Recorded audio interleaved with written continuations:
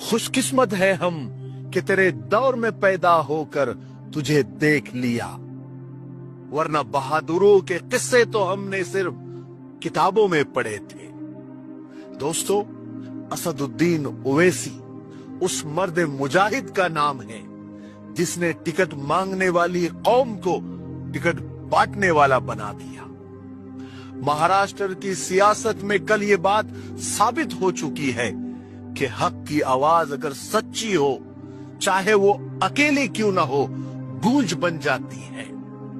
और वो आवाज असदुद्दीन ओवैसी की है जो आज गूंज रही है। महाराष्ट्र में जहां ये कहा जाता था कि यहां ओवैसी चल नहीं सकते, वही ओवैसी ने 100 से ज्यादा सीटें जीतकर सबको करारा जवाब दे दिया। दोस्तों, इतिहास लिखा जाएगा, तारीख लिखी जाएगी कि ऐसे वक्त में जब ऐसी बड़ी पार्टी सत्ता में थी जो हर पार्टी को उसके लीडर के साथ निगल रही थी, खरीद रही थी, ऐसे वक्त में अगर कोई न बिकने वाला लीडर था, न बिकने वाली जबान थी, न बिकने वाला कलम था, तो वो असदुद्दीन ओवैसी था। दोस्तों, ये सिर्फ सीटों की जीत नहीं है, ये शऊर की जीत है, ये डर और खौफ के टूटने की जीत है, मुसलमानों के जागने की जीत है। बरसों से मुसलमानों को सिर्फ वोट बैंक समझा गया, वादे मिले, इंसाफ नहीं मिला, नारों से बहलाया गया, लेकिन हक से महरूम रखा गया। अब मुसलमान समझ गया है कि बस अब बहुत इस्तेमाल हो गया, अब झूठे वादों का वक्त नहीं है, अब हक मांगने का वक्त शुरू हो चुका है।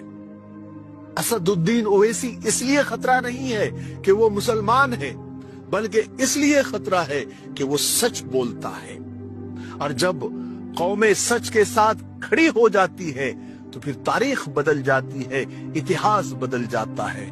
मेरी बात याद रखना, ये शुरुआत है, अंजाम बाकी है।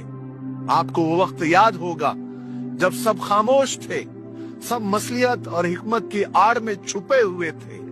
एक शख्स था जो डट कर खड़ा था और पार्लियामेंट में चीख रहा था, वो असदुद्दीन ओवैसी था। असदुद्दीन ओवैसी सिर्फ एक लीडर नहीं है, एक नजरिया है, कानून जानने वाला वकील है, पार्लियामेंट में आईन और दस्तूर को हाथ में लेकर बोलने वाला, न डरने वाला, न बिकने वाला, न झुकने वाला लीडर है। असदुद्दीन ओवैसी सियासत का वो नाम है जो हक के साथ खड़े होने की पहचान है। असदुद्दीन ओवैसी सिर्फ एक सियासी लीडर नहीं है, बल्कि आईन और दस्तूर का मुहाफिज, कानून का माहिर, ऐवान और पार्लियामेंट में मजलूम की मजबूत आवाज है। असदुद्दीन ओवैसी वो रहनुमा है जो डर, लालच और मसलियत की सियासत से ऊपर उठकर सच को सच कहने का हौसला रखते हैं।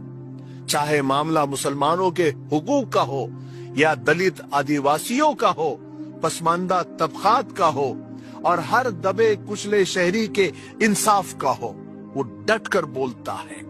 वो सियासत को इख्तिदार नहीं, जिम्मेदारी समझते हैं, इसलिए उनकी बातों में नारे कम और दलीलें ज्यादा होती है। महाराष्ट्र हो या पार्लियामेंट का ऐवान, असदुद्दीन ओवैसी ने साबित कर दिया है कि अगर नीयतें साफ हो और आवाज सच्ची हो तो एक शख्स भी पूरे निजाम को आईना दिखा सकता है।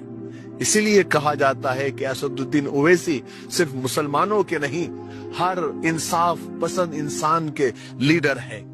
दोस्तों, अब वक्त आ गया है कि जितने मजलूम लोग हैं, चाहे वो किसी भी मजहब से ताल्लुक रखते हो, वो असदुद्दीन ओवैसी के नजरिए को समझे।